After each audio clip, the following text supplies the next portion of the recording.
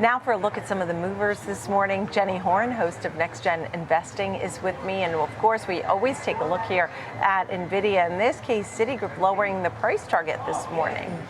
Yeah, good morning, Nicole. And Nvidia with a rare, more downbeat note from the sell side, as we did see Citi lowering its price target overall on Nvidia shares to $200 from $210. Giving, though, a buy rating, so don't let the headline necessarily completely depict that it's been as negative as perhaps a $10 a share price target reduction. But they did reduce their now overall Nvidia's 2026 GPU sales estimate by about 4% to reflect now Broadcom's commentary about the accelerating AI chips growth in China. Citi did also say they see a now $12 billion GPU sales hit to Nvidia from Broadcom's XPU cycle. However, if you look at Nvidia, as we know, the commentary has become very clear that it is right now very expensive on a forward multiple, and it could be perceived as a highly overvalued stock, or in a bubble per se. Many have made the case of why it's not, because for a long time its earnings growth and its revenue growth, frankly, were able to justify its relatively high forward-looking multiple. But that's been the criticism from a lot of these more neutral to say pessimistic analysts on the sell side. But outside of that, if you really zoom out, right now it trades at 29 times. It's actually come down from historical levels, so it's not even at a high PE by any means. And if you look at right now, the overall sell-side community, you see 59 analysts that do have a buy or buy equivalent rating. 6 holds, 1 underperform, an average price target right now of around $211 a share. So that does imply about 26.5% upside. All that to be said, there's definitely still conviction that is neutral to bullish from the analyst community here. Price target right now of $210 a share would just basically put you in line with the rest of the average. 200 slightly below the average, sure, but it's not like anyone is saying, dump your Nvidia shares, head for the hills. They're just recalculating, I think, based on some developments we've gotten from earnings, as well as the macro and geopolitical situation. Okay. When I saw Dan Ives this morning, he was still very hot on tech as usual. Right, the big picture, and I know we've had some upgrades today as well, and we'll talk about some of these, but the big picture here, Nvidia at 167 still has upside potential to get to 200, right?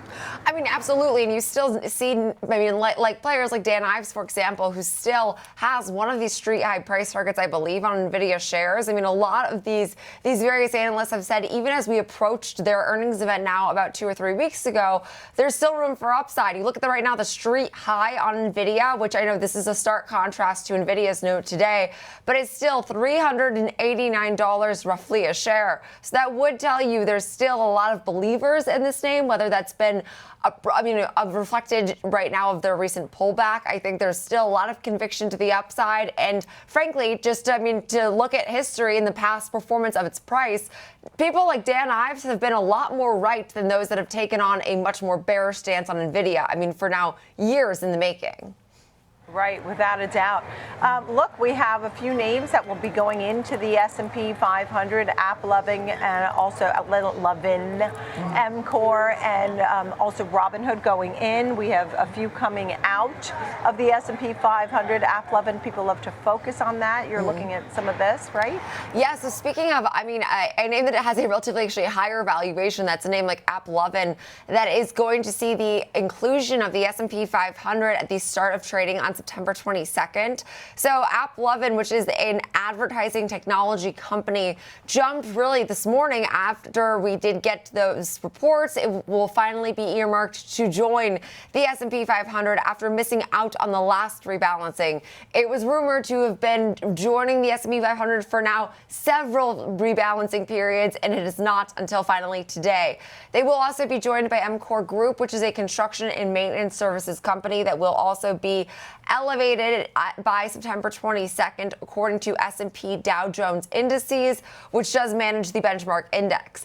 But nice morning movement again in reaction, up 7.5%, replacing names like MarketAxess, Ceasars Entertainment, as well as Enphase Energy. But the quarterly rebalancing does assess the market value of stocks at the index of one of the largest companies and also one of the largest indexes, which is seen, again, leapfrogged by other rivals. So I think this is definitely at least part of the overall, institutional backing conversation.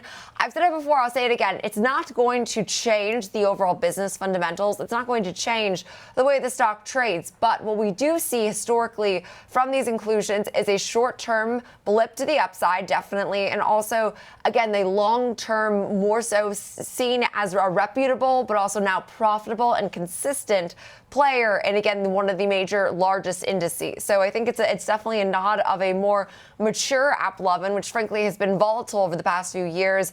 But to be included in this index, you need to have a market cap of a certain size. You need to have performance that does at least relatively skew to the upside. You also need consistent profitability.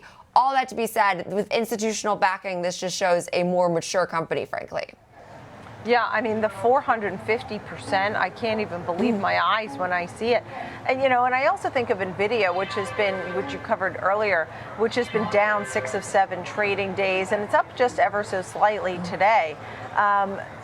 But the big picture here is sometimes when you see that downtrend, sometimes people step in and they start to buy. Like, at what point do they start saying, hey, now I see value in this name? And a name like Applovin, some of the prior names that went into the S&P 500 recently actually have down arrows. So people buy up these names because they have to mimic the index.